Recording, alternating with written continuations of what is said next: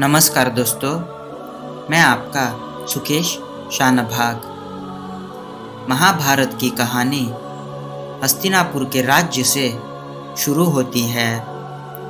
हस्तिनापुर के राजा शंतनु थे। राजा शंतनु एक अत्यंत धर्मनिष्ठ और न्यायप्रिय राजा थे।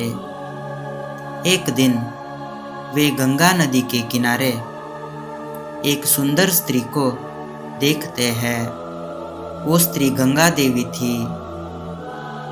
शंतनु उनसे प्रेम करने लगते हैं और उनसे विवाह का प्रस्ताव रखते हैं। देवी गंगा इस विवाह के लिए तैयार हो जाती है, लेकिन वो एक शर्त रखती है। शर्त ये है कि आप मेरे किसी भी कार्य पर कभी प्रश्न नहीं करेंगे। राजा शंतनु इस शर्त को स्वीकार कर लेते हैं। विवाह के बाद उन्हें संतान का सुख प्राप्त होता है, लेकिन जैसे ही हर बच्चा जन्म लेता है, देवी गंगा उसे नदी में बहा देती है। इस प्रकार वो 7 बच्चों को नदी में प्रवाहित कर देती है। शांतनु बहुत दुखी हो जाते हैं, लेकिन अपने वचन को याद रखते हुए वे मौन रहते हैं। जब वो 8वें बच्चे को नदी में बहाने वाली होती है, तब शांतनु उन्हें रोक लेते हैं। उसी समय देवी गंगा कहती है कि उन्होंने अपना वचन तोड़ दिया है और वो बच्चे को लेकर चली जाती है। वो बच्चा देवव्रत था। कुछ वर्षों बाद देवी गंगा देवव्रत को वापस शंतनु को सौंप देती है। देवव्रत बड़े होकर बहुत बुद्धिमान, वीर और धर्मपरायण बनते हैं। बाद में एक दिन शंतनु महाराज फिर से प्रेम में पड़ते हैं।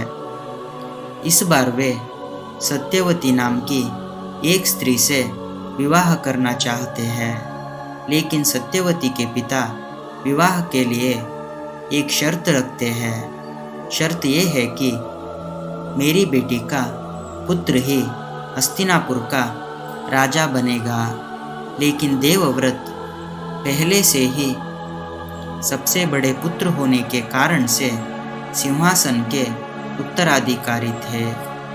इससे समस्या उत्पन्न होती है। अपने पिता की खुशी के लिए देवव्रत एक भयानक प्रतिज्ञा लेते हैं। मैं कभी राजा नहीं बनूंगा और जीवन भर ब्रह्मचारी रहूंगा। इस भयंकर व्रत के कारण से उन्हें भीष्म नाम प्राप्त होता है।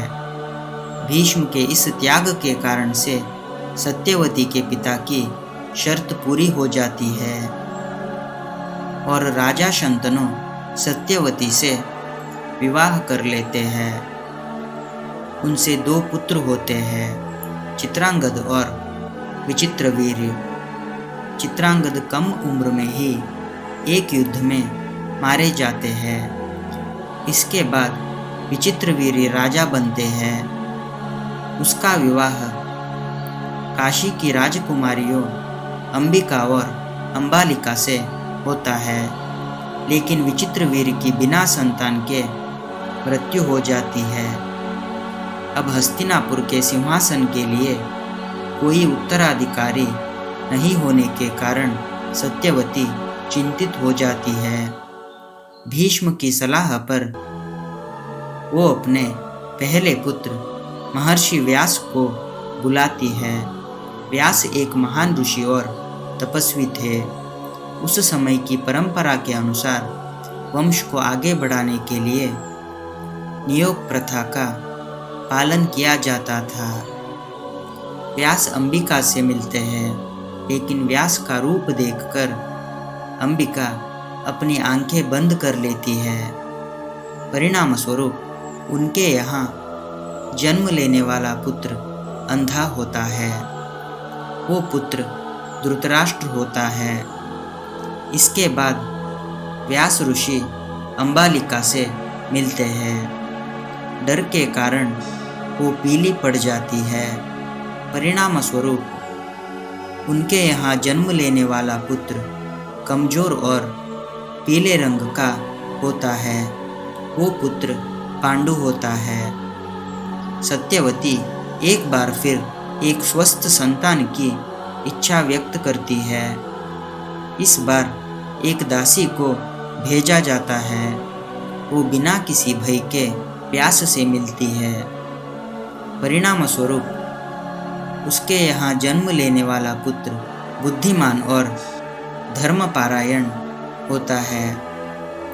वो पुत्र विदुर होता है।